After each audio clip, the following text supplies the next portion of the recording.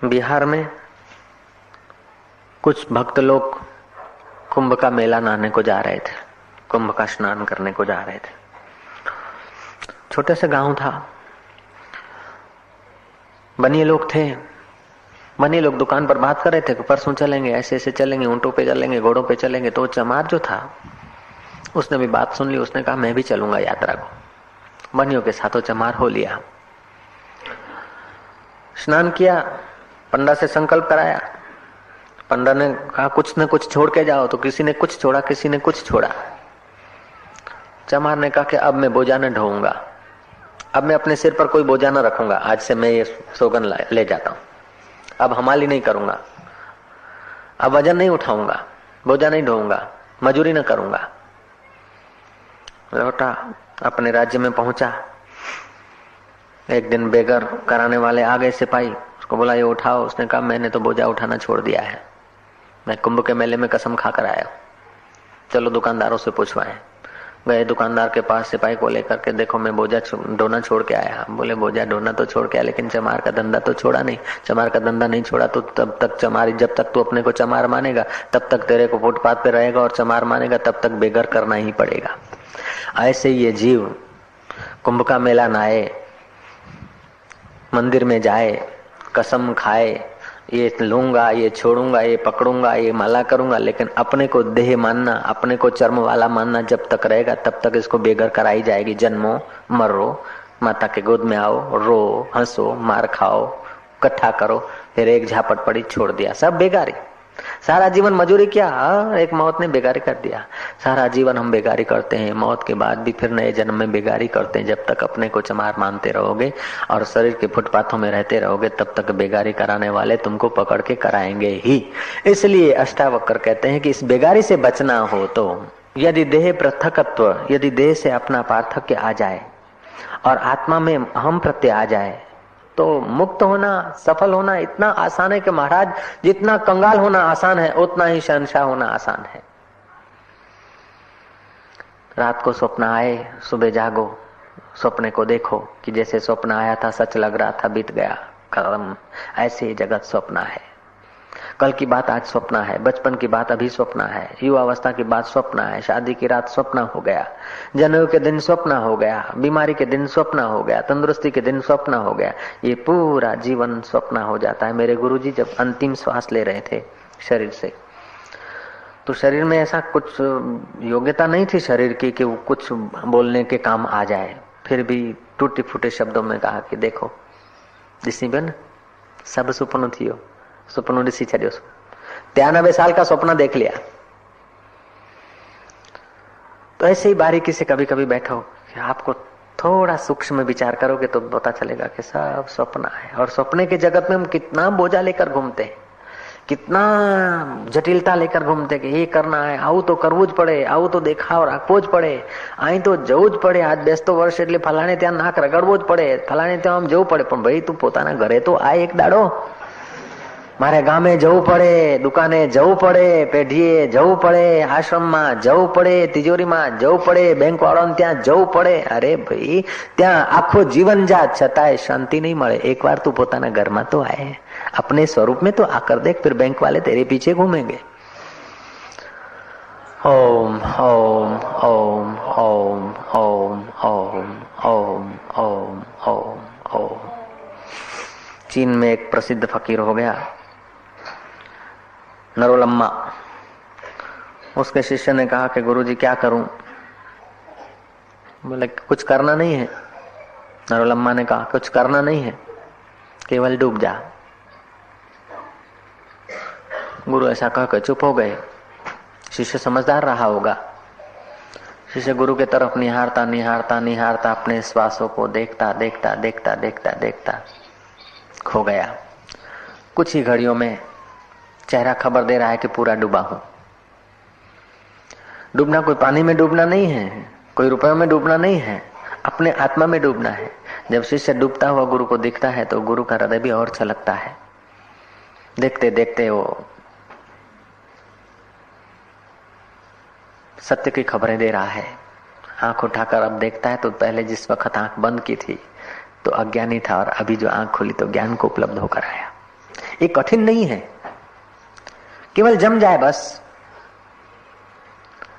सत्य तो तुम्हारा आपा है और सुख तो तुम्हारा स्वरूप है, लेकिन इतने पटल चढ़ गए हैं, इतनी मान्यताएं और कल्पनाएं चढ़ गई है। देख देख कर हम सुखी होते। कोई हारता है, वो दूसरा हारता है तो सुखी होते हैं, अपना जीतता है तो सुखी होते हैं। वेदांत कहता है दूसरा और अपना ये मन की कल्पना है। शिवोहम जपना, न दूसरा है न अपना है, शिवोहम जपना है।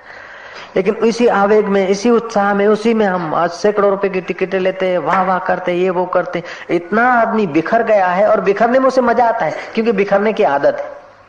जैसे दारू पीने की आदत है, बीड़ी पीने की आदत है, चिकनी की आदत है कि हाश अच्छे।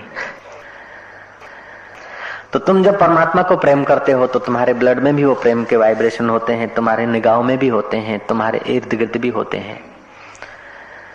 प्रेम न खेतों उपजे, प्रेम न हाट बिकाए। प्रेम कोई पैसों की चीज नहीं है। 10-20 रुपए लेकर तुम खुशियां लेने जाओ बाजार में, नहीं, फटाकड़े मिल सकते हैं, मिठाई मिल सकती है। फटाकड़े और मिठाई में भी तुम्हारी भीतर की खुशी, उस यार का सानिध्य होगा। तुम जितने अंश में अंतर्मुख होगे उतना ही उसमें से सुख मिलेगा, उतना ही उसमें से आनंद आएगा। पृथ्वी, जल, तेज, वायु, आकाश में इन चीजों में आनंद नहीं, आनंद तुम्हारे स्वरूप में है। यदि देह को अपने से पृथक मान लेगा, जान लेगा, तो तुरंत ही शांत हो जाएगा। अभी अभी तो सुखी हो जाएगा। देह के साथ तादाद में है, उसलिए सब साधना करनी पड़ती है। मैं देह नहीं हूँ, मैं शांत स्वरूप साक्षी आत्मा हूँ। इस प्रकार देह से पृथक हो जाएगा। जैसे सूखा नारियल नारियल में रहते हुए भी नारियल से पृथक हो जाता है, वैसे ही देह में रहते हुए भी देह भाव से आदमी पृथक होता है तो सुखी हो जाता है, शांत होता है। उस भाव को प्रकट करने के लिए पहले इष्ट में, गुरु में, भगवान में प्रीति करनी पड़ती। और प्रीति करते करते आप खो जाते हैं तो प्रीति करने वाला भी शांत हो जाता है, मौन दशा प्राप्त हो जाती है। कबीर को काशी नरेश ने जाकर कहा कि महाराज कुछ सत्य का उपदेश दीजिए। कबीर चुप हो गए। महाराज कुछ उपदेश दीजिए गुरुजी। कमाल खड़ा था पास में। कमाल ने कहा उपदेश तो दे रहे हैं, तुम लेते कब?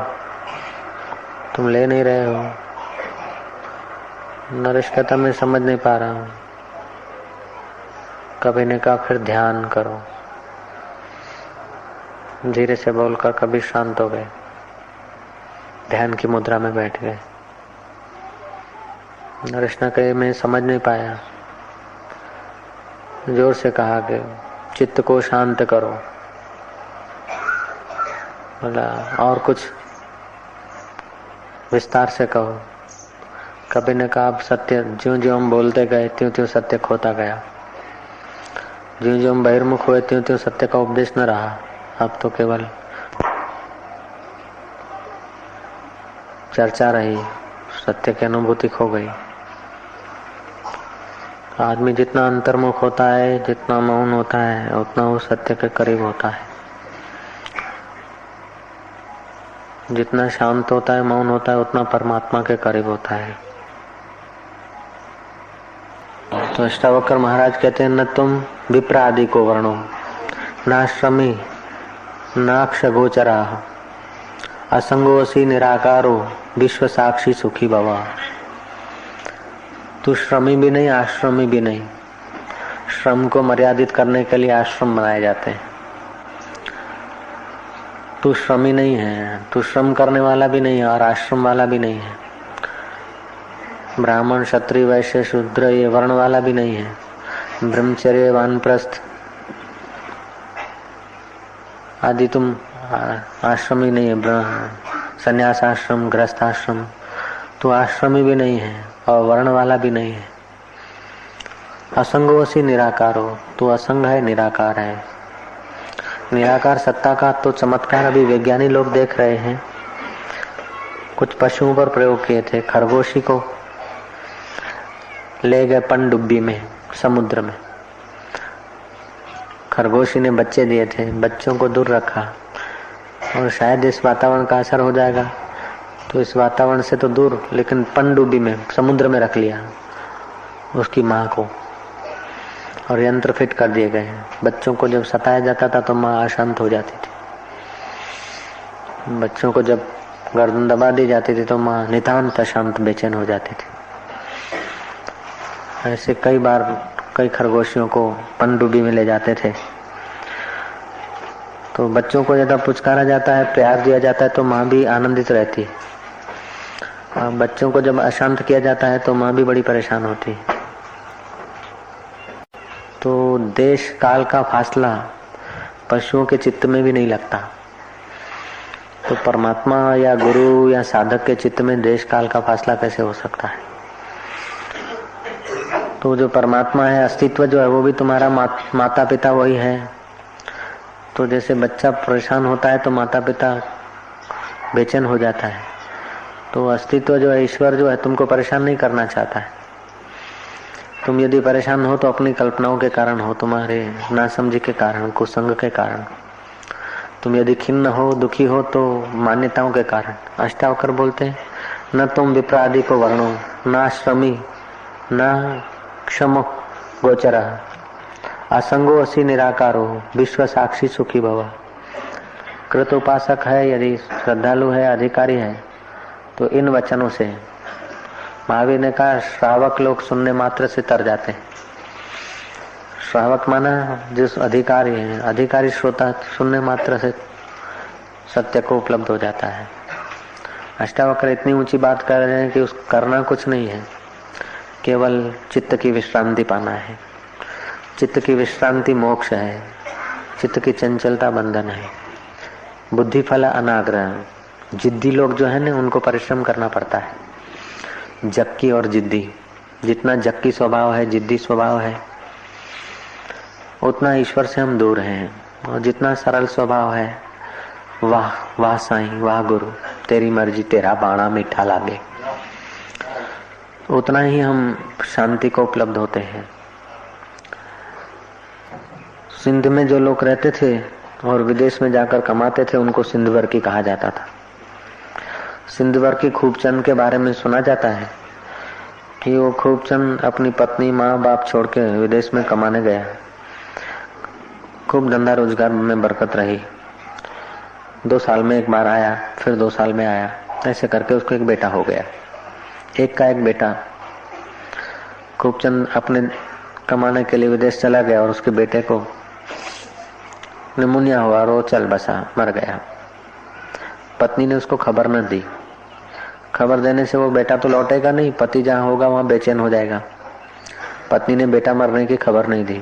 खूबचंद जब लौट के आया तो पत्नी ने एक गेम खेली, एक खेल खेला। पड़ोसन के गहने ले आई, पहन लिए, खूब सज धज के रही। पति का स्वागत किया मिसेस खूबचंद ने। पति ने पूछा, किशोर कहाँ है, बेटा कहाँ है? तो कहीं होगा, खेलता होगा। आप नहाइए धोइए, आराम करिए। नहाए धोए, भोजन कराया, पैर पखाल रही है, सेवा कर रही है।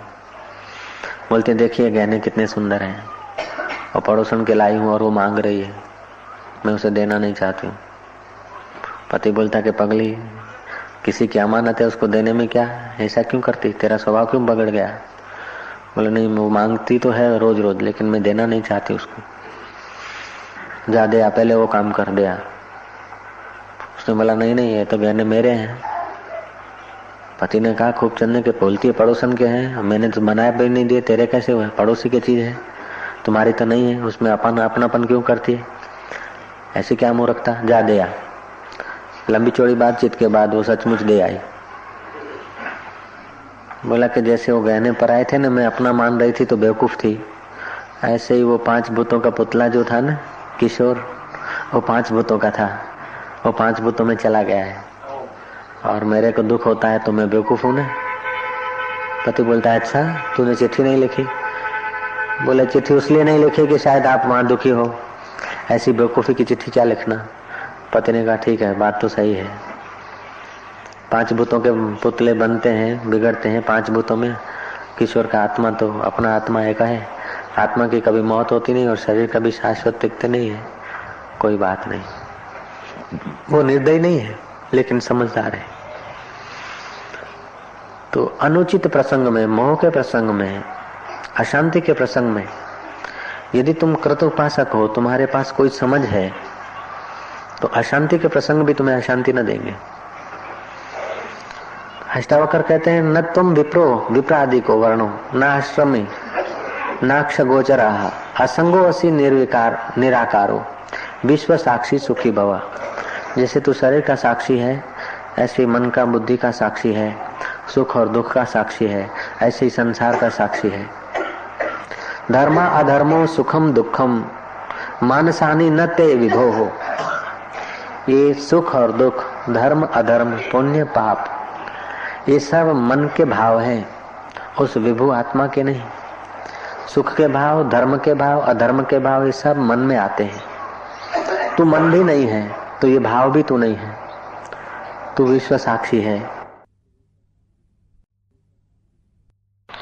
अष्टावक्र कहते हैं, न तुम विप्रो विप्रादि को वर्णो, न आश्रमी नाक्ष गोचरा, असंगो असी निर्विकार निराकारो, विश्व साक्षी सुखी भवा। जैसे तू शरीर का साक्षी है, ऐसे मन का, बुद्धि का साक्षी है, सुख और दुख का साक्षी है, ऐसे ही संसार का साक्षी है। धर्मा अधर्मो सुखम दुखम मानसानी न ते विभो हो। ये सुख और दुख, धर्म अधर्म, पुण्य पाप, ये सब मन के भाव हैं, उस विभु आत्मा के नहीं। सुख के भाव, धर्म के भाव, अधर्म के भाव, ये सब मन में आते हैं। तू मन भी नहीं है तो ये भाव भी तू नहीं है, तू विश्व साक्षी है। न कर्तासी न भोक्तासी, मुक्तो एवासी सर्वदा।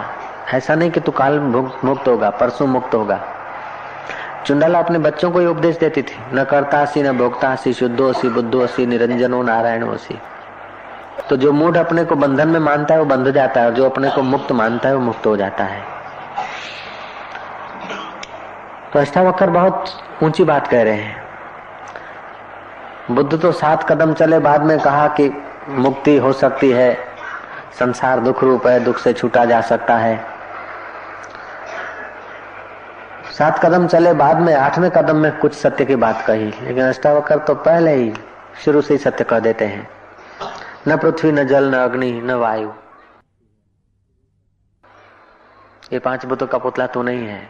सीधी सादी बात है, एकदम स्वच्छ है। लेकिन हम लोगों की उपासना नहीं, गैर संस्कार पड़ गए, उसलिए कुछ करो, इतना इतना करो, इतना कमाओ, इतना खाओ, इतना धरो, इतना मरो, बाद में कहीं सुखी होंगे। तो सुख का दरिया लहरा रहा है, सुख का सिंधु तुम्हारे साथ है, पास है, और वो सुख स्वरूप परमात्मा तुम्हें दुखी करना भी नहीं चाहता। जैसे बच्चों पर हरकत हुई दुख की तो माँ बेचैन हो गई, ऐसे ही तुम पर यदि दुख की असर होती है तो माँ की माँ जो है परमात्मा, वो अस्तित्व, जो ईश्वर आत्मा, वो कोई खुश नहीं होता। ईश्वर तुमको दुखी करके खुश नहीं होता, तुमको सुखी होकर खुश होता है, तुमको शांत देखकर खुश होता है। ईश्वर कहो, गुरु कहो, एक ही तत्व के 2 नाम है। ईश्वरो गुरुरात्मेति मूर्ति भेदे विभागिनो, व्योमवत् व्याप्तम देहाय तस्मै से गुरवे नमो। तो हम जब अपने और लौटते हैं, शांत होते हैं, मौन होते हैं, अपने घर की ओर आते हैं, तो भगवान और गुरु प्रसन्न होते हैं। और जितना जितना आदमी मौन होता है उतना उतना वो महान होता जाता है, और जितना जितना बहिर्मुख होता है उतनी उतनी उसको घेलछा चढ़ती है।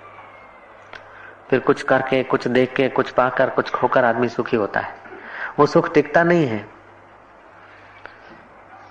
अष्टावक्र कहते कुछ करना नहीं है, केवल जानना है। कोई मजूरी करने की जरूरत नहीं, चित्त की विश्रांति, जहां जहां मन जाता है उसको देखो। जितना अधिक तुम शांत बैठ सको उतना तुम महान होते जाओगे।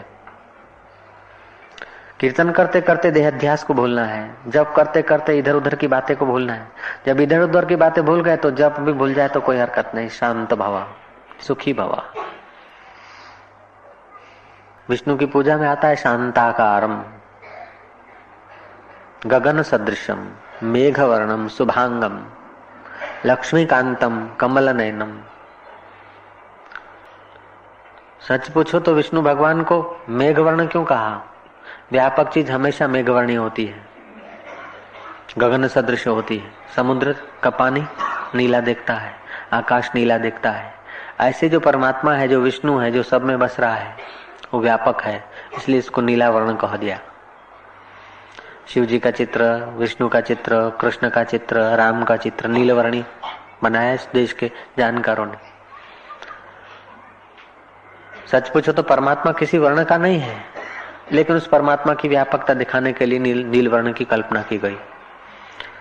तो ऐसे ही तुम्हारा आत्मा किसी वर्ण का नहीं, किसी आश्रम का नहीं, लेकिन जिस शरीर में आता है उस वर्ण का जैसा लगता है, जिस आश्रम में आता है उसको उस आश्रम का मानने लगता है।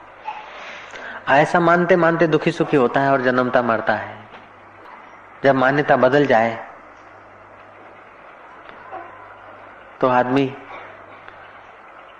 इतना अंदर खजाना छुपा है, इतनी इतनी गरिमाशाली आदमी है कि उसको सुखी होने के लिए न स्वर्ग की जरूरत है, न इलेक्ट्रॉनिक के साधनों की जरूरत है, न दारू की जरूरत है, किसी चीज की जरूरत नहीं सुखी होने के लिए।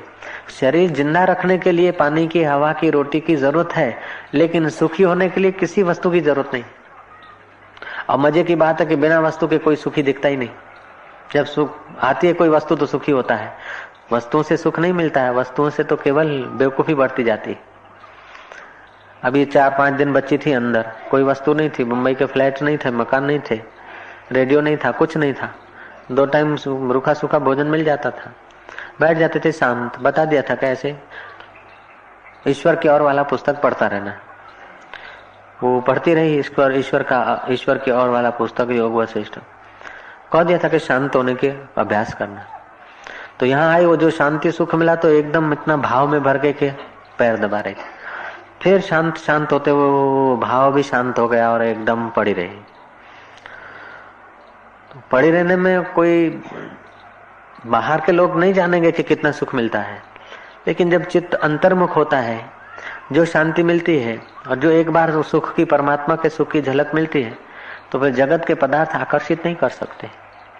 एक बार तुमको सम्राट पद मिल जाए, एक बार तुम खीर खा लो तो भिखारन के टुकड़े तुम्हें आकर्षित नहीं करेंगे।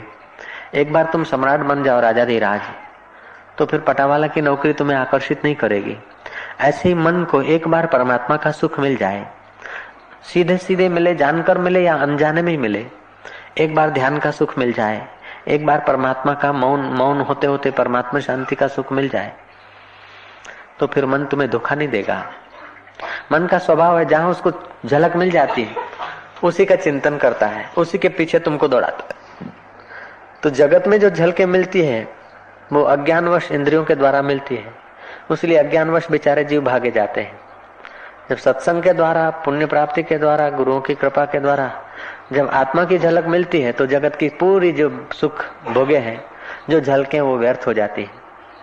शायद भरतरी ने इसी बात को लक्ष्य करके कहा होगा, जब स्वच्छ सत्संग कीनो तभी कछु कछु चीन्यो। क्या चीनो के मूढ़ जानो आपको, रथ में घूमकर सुख लेना, बिस्तर पर फूलों की शया बनाकर सुख लेना, ये सब मूढ़ता के खेल थे।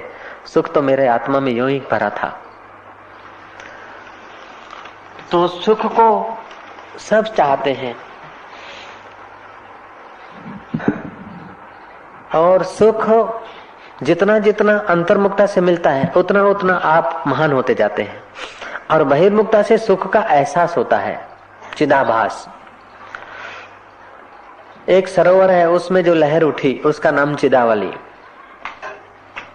चिदाभास, चिदावली। उस चिदावली से बुद्धि वृत्ति हुई, बुद्धि में विकल्प आए तो मन हुआ, उसने चिंतन किया तो चित्त हुआ, देह के साथ अहम किया तो अहंकार हुआ, और वह वृत्ति इंद्रियों के द्वारा जगत में आई। फिर जगत में जात पात आ गई, जात पात आई, आश्रम आए, वर्ण आए, राष्ट्रीयता आई, कालापना आया, गोरापना आया, ये सब वृत्तियों में हमने थोप दिया। परमात्मा रूपी सरोवर में स्पंदन रूपी चिदावली हुई, चिदावली में फिर बुद्धि वृत्ति, बुद्धि वृत्ति से फिर संकल्प वृत्ति, विकल्प हुआ, संकल्प विकल्प तो मन वृत्ति। उस वृत्ति ने जब चिंतन किया तो चित्त उसका नाम किया, उस वृत्ति ने जब देह में अहम किया तब अहंकार हुआ। अहंकार 3 किस्म के होते हैं। 2 किस्म के अहंकार मुक्तिदायी है, करना चाहिए, बेड़ा पार होता है, और एक किस्म का अहंकार जो है वो छोड़ना चाहिए। मैं शरीर हूं शरीर से संबंध इतना जाति वाला, इतना धर्म वाला, ऐसा हूं, पैसे वाला, ये वो, ये अहंकार नरक में ले जाता है।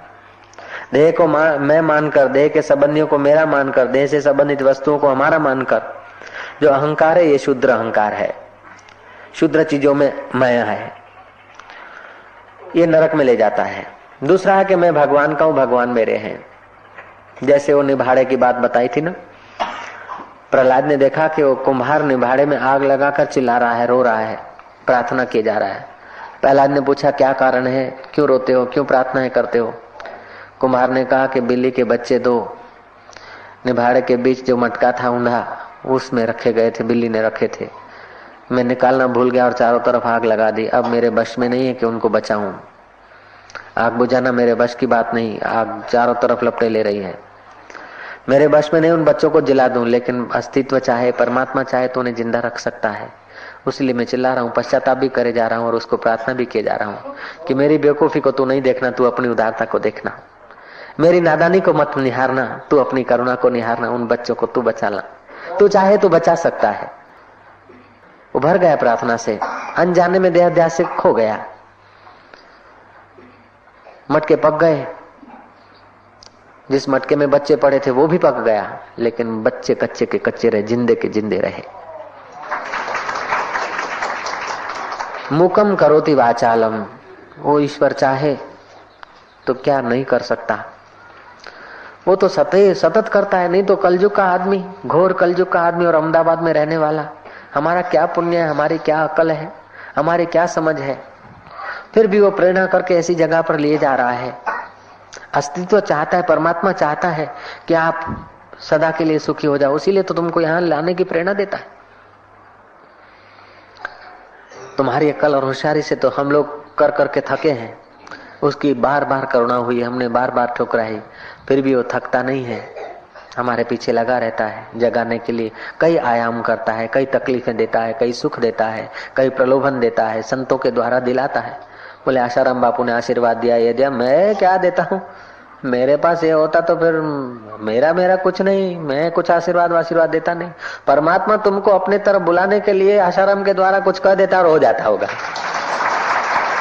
परमात्मा तुमको अपना बनाने के लिए आशाराम के द्वारा कुछ घटा देता होगा, बोला देता होगा, हो जाता होगा।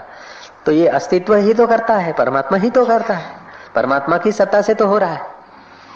तो जब वो करुणाशाली ईश्वर इतना इतना कर रहा है, इतना इतना तुम्हारा ख्याल रख रहा है, बिल्ली के बच्चों को निभाड़े से बचाया, अब बिल्ली के बच्चों को निभाड़े से बचा सकता है तो अपने बच्चों को संसार भट्ठी से बचा ले और अपने आप में मिला दे, तो उसके लिए कोई कठिन भी तो नहीं है ना। परमात्मा तो सचमुच इधर उधर कहीं है नहीं। तुम्हारा अहंकार होता है तो परमात्मा छुप जाता है, तुम्हारा अहंकार खो जाता है तो परमात्मा हो जाता है। एक बूढ़े फकीर से गृहस्थी ने पूछा कि बाबा जी तुमको भिक्षा तो हम देंगे, लेकिन तुम्हारे जीवन का अनुभव क्या है? बाबा जी ने कहा देख ले।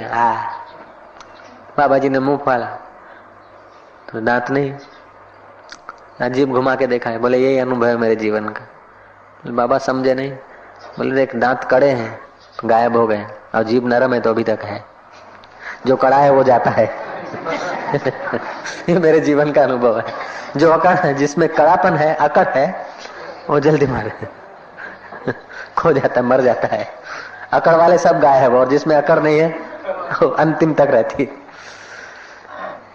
तो देह को मेरा मानकर जो अकड़ा है और देह के द्वारा, बुद्धि के द्वारा जो कुछ जगत का कचरा भरा है, उस विद्या को मेरी विद्या मानकर जो अकड़ा है वो जल्दी टूट जाता है। लेकिन जिसको इन चीजों की अकड़ नहीं है, जो अस्तित्व पर बिखरा है, वो जैसे जीवा मुंह में कायम रहती है, दांत टूटते फूटते रहते हैं, ऐसे ही उसकी भक्ति, उसकी श्रद्धा, उसकी ईश्वर प्रीति कायम रहती है। तीसरा अहंकार होता है गुणातीत। न ये बेटा है, न मकान है, न घर है, न दुकान है, न मैं हूं, न मेरा है, न जीव है, न ईश्वर है, केवल सब संकल्पों का खेल है। बस जो है सो वो एक ही सच्चिदानंद असंग, मैं आत्मा हूँ, मेरे ही अनेक रूप हो रहे हैं, मैं ब्रह्म हूँ। सूरज में ओज मेरा है, चंदा में चांदनी मेरी है, ऋषियों में ऋषित्व मेरा है, साधुओं में साधुता मेरी है, जोगी मेरा ही योग करते हैं, तपस्वी मेरे लिए तपस्या कर रहे हैं, ज्ञानी मेरे को ही साधते हैं, और भोगी मेरे को ही ढूंढ रहे हैं। मैं सुख स्वरूप हूँ, मैं आनंद स्वरूप हूँ, मैं ब्रह्म हूँ। ये शुद्ध अहंकार है। यह अहंकार करने से बेड़ा पार हो जाता है। अहंकार करना है तो ऐसा करो, मैं चैतन्य हूं, मैं परमात्मा का हूं, गुरु का हूं, या तो मैं ब्रह्म हूं। 3 प्रकार के अहंकार है, एक छोड़ दो, 2 तुम्हारे हैं।